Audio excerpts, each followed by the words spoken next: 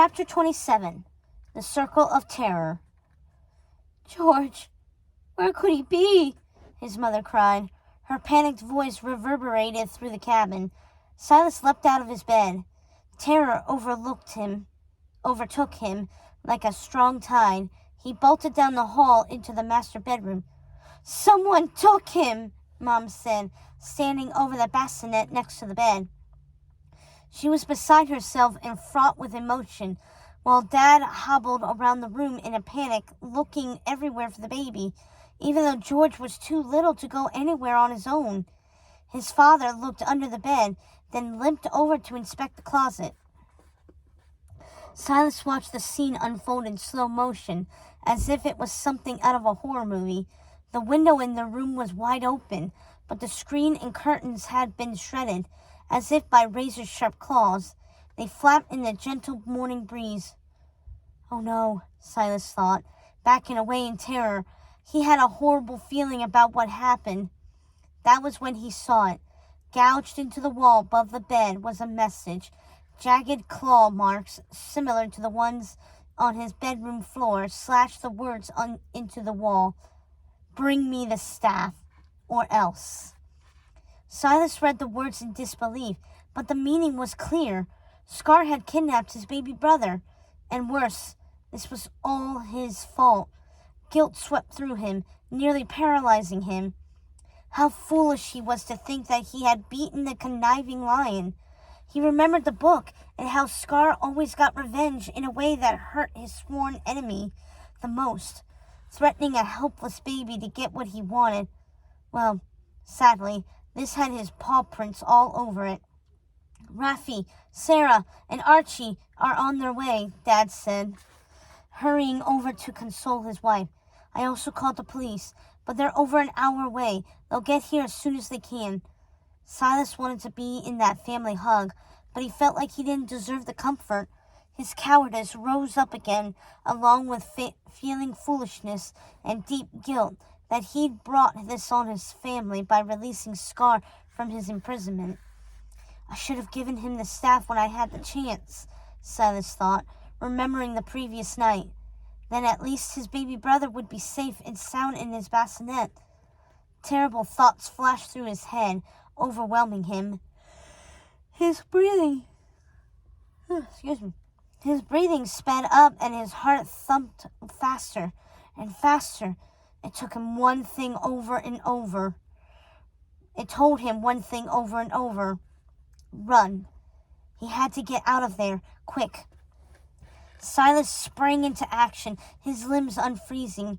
He hurried to his bedroom while his parents were distracted and grabbed the hiking backpack Dad had bought him for the trip to Arizona, but his father didn't think this was how it would first get used. Moving quickly, he stuffed a blanket, his flashlight, and his nature survival book into it. He got dressed, lightweight pants and a shirt. Then he tucked on socks and his hiking boots. Lastly, he strapped his jacket to the pack. Knowing how the nights turned cold fast, Silas grabbed the staff, the very thing that had started much of this trouble, and he hoped it would have the power to put an end to it. Plus, it could protect him. His last stop was the kitchen for a quick stock-up. He grabbed a box of granola bars and a jar of peanut butter, shoving them into his backpack. Lastly, he filled his bottle with water. He took one final look around, sadness sweeping over him. But through the window, he saw Sarah and Raffi making their way up the hill toward the cabin. He couldn't bear to face them. He didn't have much time. Run. Run. Run. His heart set it with each beat. They were almost to the front door. It was now or never. Thump. Thump. Thump. Thump. His heart made his legs kick into motion and carry him to the back door. His body moved of its own volition, as if on autopilot, while his thoughts swam in confusing circles. He paused at the slider. He knew that he should go back, try to make everything right somehow. But he couldn't bear to see the disappointment in his parents' eyes. "They'll never love me the same way again if they find out the truth," he thought. Better to run away. Tears pricked at his eyes, while his throat felt thick with sorrow. He stood in the doorway for one more long moment, knowing this was the last time he would have a home. Then, before his parents could notice, Silas slipped through the door and headed for the hiking trails that led away from the campground and into the wilderness of the Pride Lands. Luckily, his parents were too panicked and distracted looking for George to notice anything else. "Good night, sweet prince." The refrain uttered by Scar popped into his head, and it felt oddly appropriate for this moment. Silas looked back one more time. His home, his new home, the cabin that had once belonged to his aunt, stood behind him. He could see his parents through the window to their bedroom, standing by the bassinet, holding each other. His mom was crying softly. "Good night, sweet prince," Silas whispered to the cabin, to his parents, to his poor little brother. His words whispered out, then vanished into the thin air like ghosts. And then he was gone. "It's all my fault. It's all my fault." That refrain repeated in Silas's head like a bad song as he ran away from home. Full-heartedly, he had believed that he defeated Scar, the legendary lion, like that was possible. He let out a derisive snort. He couldn't believe his own arrogance. Every time he tried to fix things, he only succeeded in making them much worse. He moved to a brisk pace. His boots thunked onto the gravelly trail, but soon he left that behind for sandy terrain. His backpack hung heavily on his shoulders, but the weight also pushed him onward.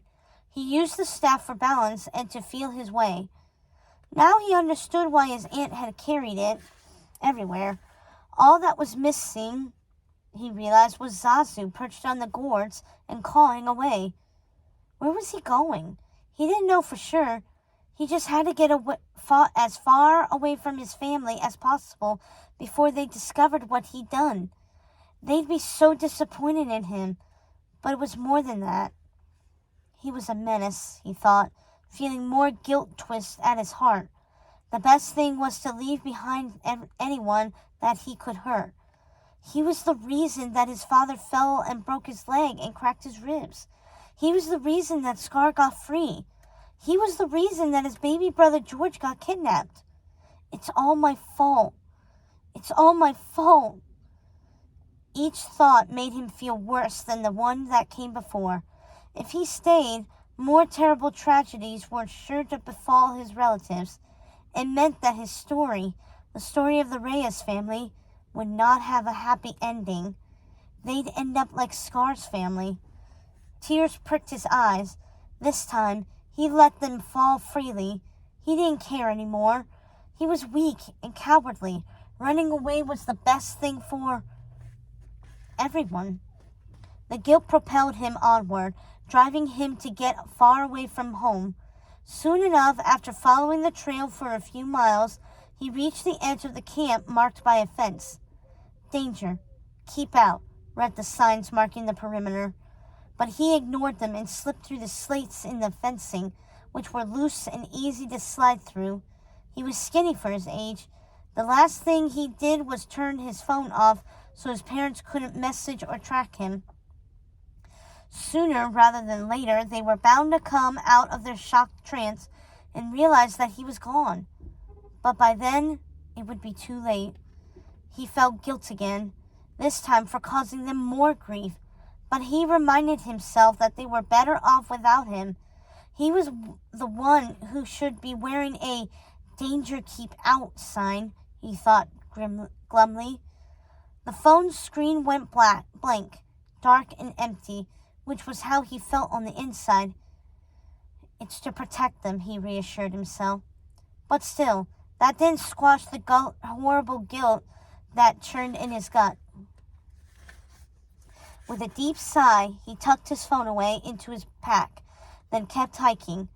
He got deeper into the mesas, following trails likely trampled by wild animals. No humans lived this far out into the wilderness. He didn't see one road or structure. like a cabin or house, the whole way. Overhead, vultures circled lazily in the sky, but their eyes were sharp and even hopeful. The creatures were scavengers, meaning they picked off fallen prey. Silas knew this from his books. Their proximity meant that he looked like a promising target for their next meal. He tried not to think about it. Soon he reached a forest of sorts. This wasn't like the lush wilderness of Florida, which was densely overgrown. These trees were bent and scraggly with prickly leaves. He stopped to drink water from his bottle and eat a granola bar, careful to ration them for the journey ahead. Soon enough, as the day progressed and turned to evening, the sun started to sink. He had a bad feeling about it. The trees turned into shadowy monsters with claws reaching out to grab him. He shook his head. It's just a trick of light and shadow, he reassured himself. The trees couldn't attack him unless he wandered into their thorns. He stuck to the trail. His fingers twitched absently. He was tempted to check his phone, but he forced himself to leave it alone, or they'd find him. He was a coward. He deserved to be alone. The sun set behind the trees, casting the whole forest into shade and summoning the nighttime symphonies. The screech owls took up their terrible cries, which echoed through the wilderness. He heard movement in the brush, the scampering of tiny feet, probably just mice and gophers. That was what the owls were hunting. They were nighttime predators. He was too big for the birds of prey to hunt. He relaxed slightly and kept moving through the forest. The last vestiges of sunlight painted the sky. At some point, he needed to stop and rest and make camp, but the adrenaline was too fresh in his blood to allow for any sleep. Plus, he needed to stay alert and get far away. It would be safer to take a nap in the morning sunlight. He kept tramping into the dusk. Finally, fatigue crept into his limbs, making him clumsy. Then, his foot caught on a rock. It sent him flying forward with a horrible suddenness. He barely caught himself, scraping his hands badly on some rocks. I'm okay, he told himself as he got up and dusted off his pants. Bits of sand stung his abrasions. He peered up at the sky. A million stars started to poke through the black velvet expanse on one side of the horizon. The sun hadn't fully set, nor had the moon risen. This moment was that unsettling time between day and night when the sky was divided. He'd lost track of time in the rush to get away, and his phone was still turned off. But it was getting late. Just a few more hours, he told himself, and I could finally get some rest. Eerie laughter cut through the trees. Something large rustled in the brush ahead. Silas backed away in fear. Then more laughter came from behind him this time. He spun around again. Now it echoed out from his right. It sounded like there were three of them. The hyenas had him surrounded, and they were closing in. That was when a female voice rang out. Well, Banzai, what have we got here?